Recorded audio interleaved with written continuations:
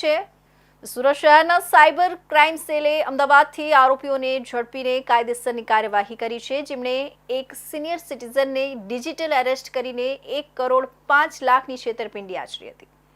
આરોપીઓએ ફરિયાદીને Delhi crime branch અને CBI officer તરીકે ઓળખ આપી હતી તથા મની લોન્ડરિંગના ખોટા કેસમાં ફસાવી દેવાની ધમકી આપી હતી।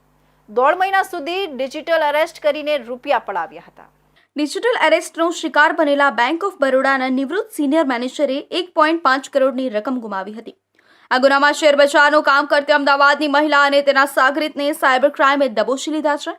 વધુમાં મહિલા આરોપી કૈલાશ ભંડેરીએ પોતાનું કરંટ બેંક ખાતું 2 લાખ રૂપિયા કમિશન લઈ યુપીના હુસેનને મોકલી આપ્યું હતું।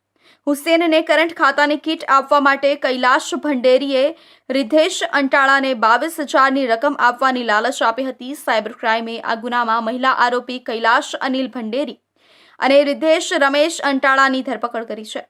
જ્યારે આ ગુનાનો સૂત્રધાર હુસેનને શોધવા માટે પોલીસની ટીમ ઉત્તર પ્રદેશના મુઝફ્ફરાબાદ ગઈ હતી। જોકે તે હાથમાં આવ્યો ન હતો। બાકી હુસેન પકડાય તો ડિજિટલ એરેસ્ટનો શિકાર બનાવતી ગેંગના માસ્ટર માઇન્ડનો પર્દાફાશ થઈ શકે તેમ છે। વધુમાં પોલીસે જણાવ્યું કે આરોપી રિધેશ પહેલા કૈલાશ ભંડેરી પાસે શેરબજારનું શીખવા માટે આવ્યો હતો, જેના કારણે તેની સાથે ઓળખાણ થઈ ગઈ હતી। હાલમાં રિધેશ એસી રિપેરિંગનું કામ કરે છે। મહિલાએ 22,000ની લાલચ આપી ફ્લાઇટમાં રિધેશને લખનઉ મોકલ્યો હતો।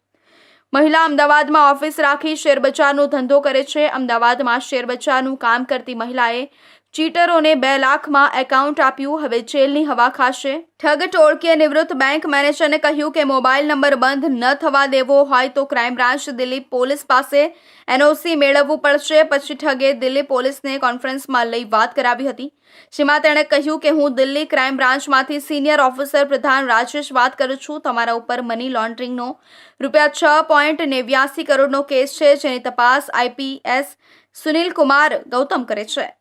આ જે ફ્રોડ થયું છે, જેની અંદર ફરિયાદીશ્રીને એવો કોલ સાયબર ક્રિમિનલ્સ દ્વારા વિડીયો કોલ કરીને સીબીઆઈ ઓફિસર તરીકેની તથા દિલ્હી ક્રાઇમ બ્રાન્ચના અધિકારીઓ તરીકે પોતાની ઓળખ આપી ફરિયાદીશ્રીને એવું જણાવવામાં આવેલ હતું કે એક બહુ મોટું 7.5 કરોડ રૂપિયાનું મની લોન્ડરિંગ ફ્રોડ થયેલું છે, જેની અંદર તમારા બેંકના મેનેજરની ધરપકડ કરેલી છે અને તમારી બેંકના મેનેજર તમારું નામ આપે છે કે તમે આ મની લોન્ડરિંગ કેસમાં સંકળાયેલા છો। જો તમારું આનાથી બચવું હોય તો તમારા એકાઉન્ટની ડિટેલ્સ વગેરે અમને આપો, અમે વેરીફાઈ કરીને જો તમારો કોઈ રોલ નહીં હોય તો અમે તમને છોડી દઈશું। ત્યાં સુધી તમારે ડિજિટલ અરેસ્ટ રહેવું પડશે એવું જણાવી ફરિયાદીને અવારનવાર કોલ કરી ડિજિટલ અરેસ્ટ હેઠળ રાખી અને પોલીસ કાર્યવાહીની અને બદનામી વગેરેનો ધાક ધમકીથી ડર વગેરે બતાડીને ફરિયાદી પાસેથી અલગ અલગ એકાઉન્ટોમાં 1,05,00,000 રૂપિયા આરબીઆઈના સેફ એકાઉન્ટમાં પૈસા જાય છે, પાછા મળી જશે એમ જણાવીને જે ક્રિમિનલ્સ છે તેમના દ્વારા ટ્રાન્સફર કરવામાં આવેલ હતા।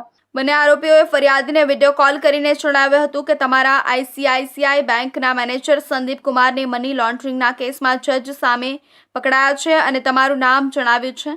આરોપીઓએ ભયભીત કરી ફરિયાદીના તમામ બેંક ખાતાની વિગતો મેળવી અને તેમને કહ્યું હતું કે જો તમે નિર્દોષ હશો તો આરબીઆઈ દ્વારા 48 કલાકમાં તમામ રકમ પરત કરી દેવામાં આવશે। આ રીતે 1.5 મહિના સુધી ડિજિટલ એરેસ્ટ રાખી અલગ અલગ બેંક એકાઉન્ટમાં કુલ રૂપિયા 1,05,00,000 ટ્રાન્સફર કરાવી લીધા હતા। સુરત શહેરમાં ઉનાળાની ઋતુ શરૂ થતાં લોકો ઠંડુ પીણું વધુ પ્રમાણમાં સેવન કરતા હોય છે। પાંડેસરા વિસ્તારમાં મહાનગર